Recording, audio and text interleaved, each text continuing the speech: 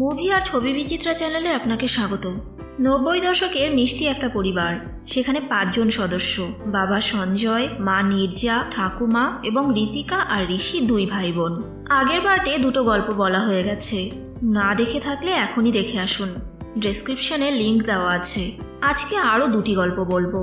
শুরু হচ্ছে প্রথম গল্প। ঋষি স্কুলে গিয়ে সায়েন্স ল্যাবে এক্সপেরিমেন্ট করছিল। রোহিত নামে এই সিনিয়র ছেলেটিও এক্সপেরিমেন্ট করছিল, কিন্তু তার বারবার ভুল হওয়ার জন্য টেস্ট টিউব ভেঙে যাচ্ছিল। ঋষি তাকে বুঝিয়ে দেয় যে রোহিতের কী ভুল হচ্ছে, কিন্তু রোহিত আর তার বন্ধুরা এই ব্যাপারটা ভালোভাবে নেয় না, কারণ ঋষি ছোট্ট পুচকে হয়ে সিনিয়রদের জ্ঞান দিচ্ছে, এটা তো হতে পারে না। তাই রোহিত আর তার বন্ধু বান্ধবেরা ঋষিকে টয়লেটে তুলে নিয়ে যায়। সেখানে গিয়ে তার ওপর জল ঢেলে দেয় আর তার ফেভারিট পেনটাও ভেঙে দেয়। ঋষি সেখানে বসেই কাঁদতে থাকে। স্কুল ছুটি হয়ে গেলে ঋষি আর ঋতিকা একসাথে স্কুল থেকে বাড়ি ফিরছিল, কিন্তু যে ঋষি সারাক্ষণ বক বক করে সে আজকে একদম চুপ। ঋতিকা বুঝতে পারে না তার ভাইয়ের কি হয়েছে। সে বিভিন্নভাবে তার মুড ঠিক করার চেষ্টা করে। সে ঋষিকে বলে, আমার কাছে 5 টাকা আছে, চল আমি আর তুই মিলে বরফের গোলা খাই। কিন্তু ঋষি তাও না করে দেয়। 90 দশকে 5 টাকা মানে অনেকটাই ছিল। 2 টাকা করেই বরফের গোলা পাওয়া যেত। বাড়ি এসেও ঋষি চুপচাপ থাকে। সন্ধেবেলায় ঠাকুমা নিজের লেখা একটা কবিতা শোনাচ্ছিল। সেই কবিতায় লেখা আবার এক অর্জুন আসবে যে কৌরবদের মারবে। এটা শুনে ঋষির নিজের ভেতরে সানি দেওয়াল জেগে ওঠে। সঞ্জয় খেয়াল করে তার ছেলে চুপচাপ বসে আছে। সে তাকে গিয়ে জিজ্ঞাসা করে, তুই মীনা কুমারীর মতো বসে আছিস কেন? ঋষি বলে, মীনা কুমারীকে সেটা তো জানি না, কিন্তু ঠাকুমার কবিতা শুনে আমার ভেতরে সানি দেওয়াল জেগে উঠেছে। বাড়ির কেউই ঋষির কথা বুঝতে পারে না। সঞ্জয় সবাইকে বলে, আজকালকার বাচ্চাদের মন বোঝা মুশকিল, আমাদের সময় তো বড়রা যা বলতো তাই শুনতাম।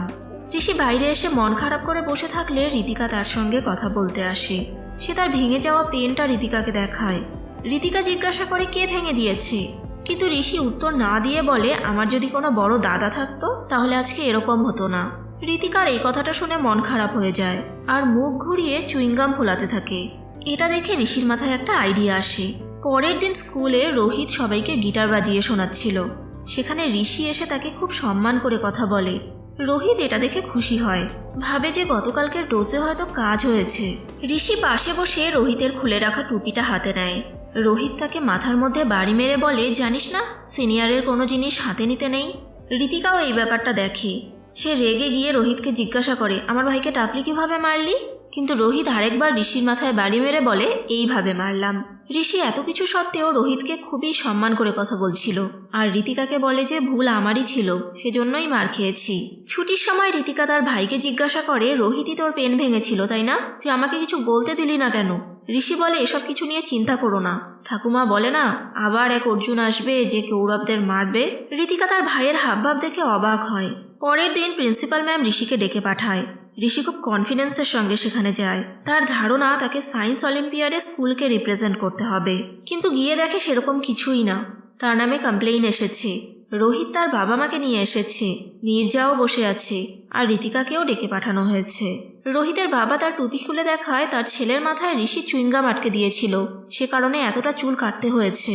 নীরজা ঋষি ঋতিকার হয়ে সবাইকে সরি বলে। গতকাল রোহিত কি করেছিল ঋষি সেগুলো প্রিন্সিপাল ম্যামকে বলে, কিন্তু ম্যাম বলে যে রোহিত যদি কিছু করে থাকে তাহলে তোমার উচিত ছিল আমাকে এসে কমপ্লেইন করা, কিন্তু তুমি সেটা করোনি, তাই পানিশমেন্ট পেতে হবে। প্রিন্সিপাল ম্যাম ঋষি আর ঋতিকা দুজনকেই পানিশমেন্ট দেয়।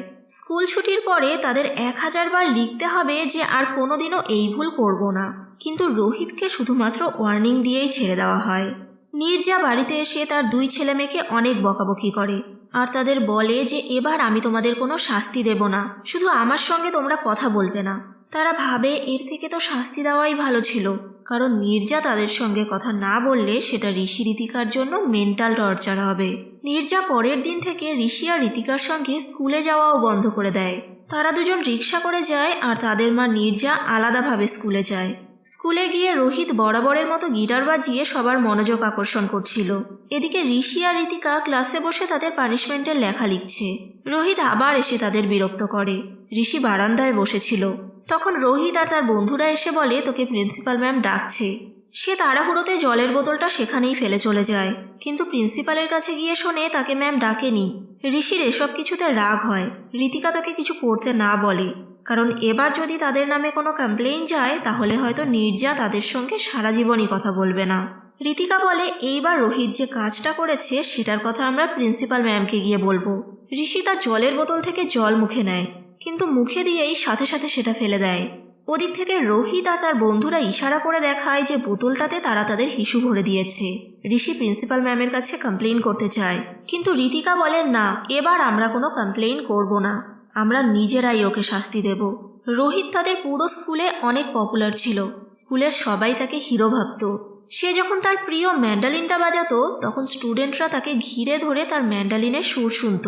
তাই ঋষি আর ঋতিকা এবার এমন কিছু করবে যাতে রোহিতের হিরোগিরি বের হয়ে যায়।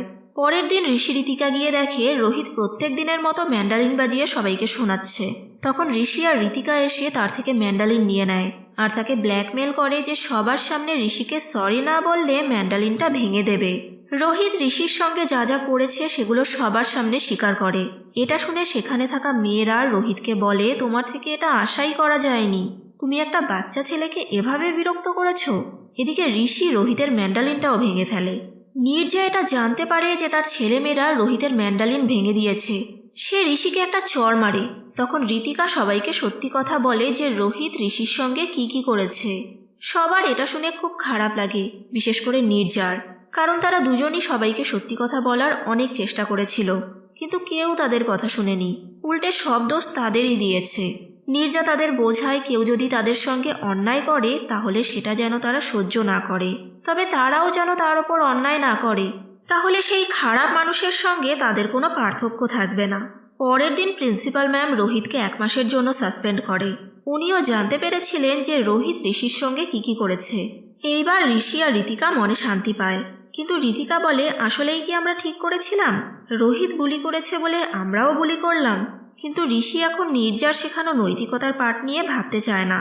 আপাতত রোহিত সাসপেন্ড হয়েছে বলে সে খুবই খুশি। গল্পটি এখানেই শেষ হয়। এই গল্পে 90s স্কুলের সময়গুলোকে তুলে ধরা হয়েছে। 90s সময় সব স্কুলেই, এমনকি এখনও কোনো না কোনো স্টুডেন্ট সব থেকে পপুলার হয়। আর ঋষি ও ঋতিকার মধ্যে বন্ডিংটাও দেখানো হয়েছে। তাদের ভাই বোনের মধ্যে যতই ঝগড়া হোক না কেন, কিন্তু তারা সবসময় দুজন দুজনের পাশে থাকে। এবার পরের গল্প শুরু হয়। আগামী দিন সঞ্জয়ের বার্থডে, তাই ঋষি, ঋতিকা আর ঠাকুমা মিলে গল্প করছিল যে জন্মদিনের দিন স্পেশাল কিছু করতে হবে। সেদিন ঠাকুমার এক পুরনো বন্ধু সীমা তার সঙ্গে দেখা করতে আসে। সীমা তাকে বলে, আমরা বুড়ো হয়েছি বলে ছেলেমেয়েরা নিজে থেকে কিছু করতেই দেয় না, সব কিছু ওদের জানিয়ে করতে হয়। ঠাকুমা বলে, আমাদের বাড়িতে এরকম কিছু নেই। কিন্তু তখনই সঞ্জয় তার মাকে ঘরে এসে বসতে বলে, কারণ শীতের হাওয়ায় তার ঠান্ডা লেগে যেতে পারে। এটা শুনে সীমা বলে, দেখলি তোর বাড়িতেও এরকম। এরপর ঠাকুমা গাছে জল দিচ্ছিল, তখন নীরজা তাকে ক্যাকটাস গাছে জল না দিতে বলে। এরপরেও শেষ না, ঠাকুমা লেবুর শরবত খেতে চাইলে নীরজা তাকে আদা চা দেয়, কারণ শরবত খেলে ঠাকুমার গলা বসে যাবে। সীমা বলে, দেখলি তো, যেন তুই ক্যাকটাস গাছ চিনিসই না, তোর মন ছিল শরবত খাওয়ার, কিন্তু এখন খেতে হবে আদা চা। সীমার কথা শুনে ঠাকুমারও মনে হয় যে তার বাড়িতে তার কথার কোনো দামই নেই, তাই সে রাগ করে ক্যাকটাস গাছেই বেশি করে জল দিয়ে দেয়। সীমা চলে গেলে ঠাকুমা সঞ্জয়কে জিজ্ঞাসা করে ব্যাংক থেকে কি করে টাকা তোলা যায়। সঞ্জয় বলে, খুব সোজা, ওখানে গিয়ে উইথড্রয়াল ফর্ম ফিল আপ করলেই টাকা তোলা যায়, আর ব্যাংকের লোকেরাই এতে সাহায্য করে। সঞ্জয় জিজ্ঞাসা করে, একথা তুমি কেন জিজ্ঞাসা করছো? ঠাকুমা বলে যে সীমা জানতে চেয়েছিল। সীমার ছেলে তার সঙ্গে ব্যাংকে আজ যাব কাল যাব করে যাচ্ছেই না। সঞ্জয় একটা শেষ হওয়া জ্যামের বোতল থেকে জ্যাম বের করেই যাচ্ছিল। নীরজা এটা দেখে বলে, জ্যামটা শেষ হয়ে গেছে, এবার তো রেখে দাও। সঞ্জয় বলে, না, আরেকটু আছে, ঋষি রাতে উঠে চুরি করে খায়, সেজন্যই শেষ হয়ে গেছে। নীরজা বলে, ঋষির বাবাও কম যায় না। এরপরে নীরজা তার 2 ছেলেমেয়েকে নিয়ে স্কুলে বেরিয়ে যায়, আর সঞ্জয়ও গাড়ি নিয়ে অফিসে চলে যায়। তারা বেরিয়ে গেলে ঠাকুমা আলমারির থেকে নিজের পছন্দের একটা শাড়ি বের করে ব্যাংকের কার্ড নেয় আর রিক্সা করে ব্যাংকে যায়। এদিকে নীরজা, ঋষি আর ঋতিকাও সঞ্জয়ের বার্থডের জন্য সারপ্রাইজ পার্টি প্ল্যান করছিল। ঠাকুমা ব্যাংকে গেলে সবাই তাকে একটাই কথা জিজ্ঞাসা করে, আপনি এখানে একাই এসেছেন? এটা শুনে ঠাকুমার খুব বিরক্ত লাগে। সে বলে যে 1000 টাকা তোলার জন্য কি 10-20 জনকে সাথে আনবো নাকি? তারপর ব্যাংকের লোকেরাই তাকে ফর্ম ফিল আপ করে টাকা তুলে দেয়। ব্যাংক অ্যাকাউন্টে 21,000 টাকা ছিল, আর সেখান থেকে সে 1,500 টাকা তোলে। নীরজা তার 2 ছেলেমেয়েকে নিয়ে স্কুল থেকে ফিরে এসে দেখে ঘরে তালা ঝুলছে। ঠাকুমা তালাটা বরাবরের মতো পাপোশের নিচেই রেখেছিল। সেখান থেকে চাবি নিয়ে নীরজা দরজা খোলে। ঋষি আর ঋতিকা ঠাকুমাকে সারা পাড়ায় খুঁজে আসে, কিন্তু কোথাও খুঁজে পায় না। নীরজা সঞ্জয়কে ফোন করে এই কথা বললে সেও চিন্তিত হয়ে পড়ে। ঋষি সবাইকে বলে ল্যান্ডফোনের মতো যদি হ্যান্ডফোন থাকতো তাহলে কত সুবিধে হতো কাউকে খোঁজা। হ্যান্ডফোন তো সবসময় হাতেই থাকতো, এমনকি বাথরুমে গেলেও হাতে থাকতো। ঋতিকা তার মাথায় বাড়ি মেরে বলে, যত সব উল্টোপাল্টা কথা, বাথরুমে আবার কেউ ফোন নিয়ে যায় নাকি? এটা 90s সময়, তখনও মোবাইল ফোন কারো হাতে হাতে ঘুরতো না। এখন তো আমরা দরকার হলেই যেখান থেকে খুশি মোবাইলে একটা নাম্বার ডায়াল করি, কিন্তু তখন একটা ফোন করতে গেলেও বাড়িতে এসে ল্যান্ডলাইনে ফোন করতে হতো। তাও ওই পাশের মানুষটা যদি সেই ল্যান্ডফোনের সামনে থাকে তাহলেই সে রিসিভ করতে পারবে। এরপরে সঞ্জয়ও অফিস থেকে চলে আসে তার মাকে খোঁজার জন্য। একটু পরেই ঠাকুমা রিক্সা করে আইসক্রিম খেতে খেতে বাড়িতে আসে। রিক্সাওয়ালা সঞ্জয়কে বলে, কেমন লোক আপনারা, বুড়িমাকে একা একা ব্যাংকে পাঠিয়েছেন, আরো অনেক জায়গায় যেতে চাচ্ছিল, আমি সোজা বাড়িতে নিয়ে আসলাম, পুরো রাস্তা আমাকে বকতে বকতে এসেছে। সঞ্জয় রিক্সাওয়ালার ভাড়া মিটিয়ে তার মাকে এসবের জন্য বকাবকি করে, কিন্তু ঠাকুমার কোনো বকাই গায়ে লাগে না, কারণ প্রথমবার সে ব্যাংক থেকে টাকা তুলেছে। আজকে সে খুব খুশি। ঠাকুমা বাড়ির সবার জন্য আইসক্রিম এনেছিল।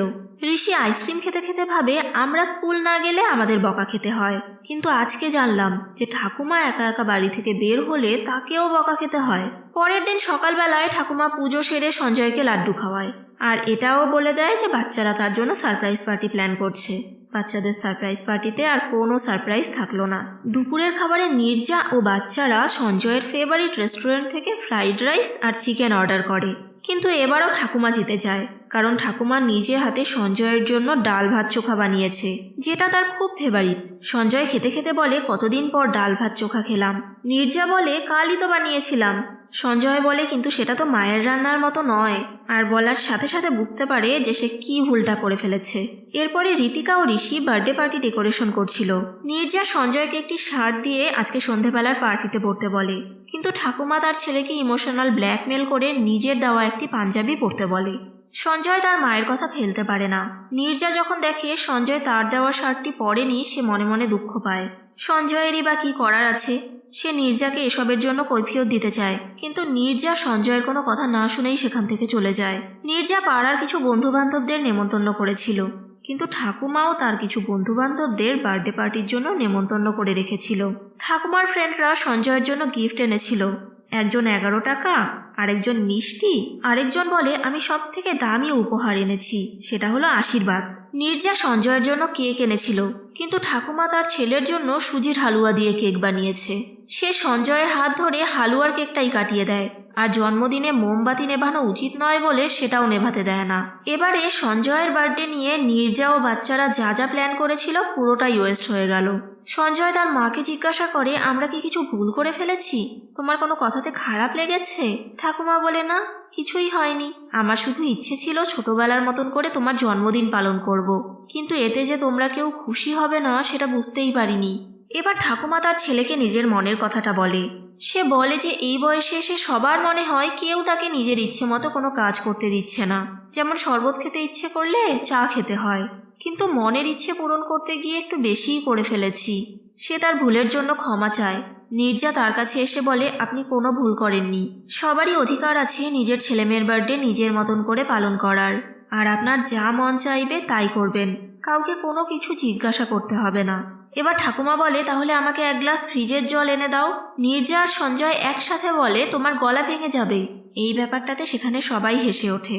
ঠাকুমা মন থেকেই নিজের ভুল বুঝতে পেরেছিল, তাই ভেতরে গিয়ে ঋষি ঋতিকাকে 500 টাকা দিয়ে তার বাবার জন্য ভালো গিফট কিনে আনতে বলে।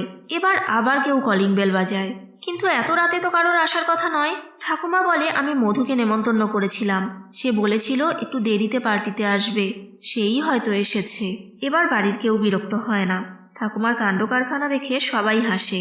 এই গল্পটি আপনাদের কেমন লাগলো? ঠাকুমার কি এই কাজগুলো করা ঠিক হয়েছে নাকি ঠিক হয়নি? আপনাদের যা মনে হয় কমেন্ট করে জানান।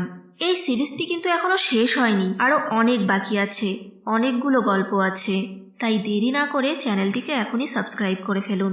এরকম অনেক ইন্টারেস্টিং মুভি, সিরিজ এই চ্যানেলে এক্সপ্লেইন করা হয়।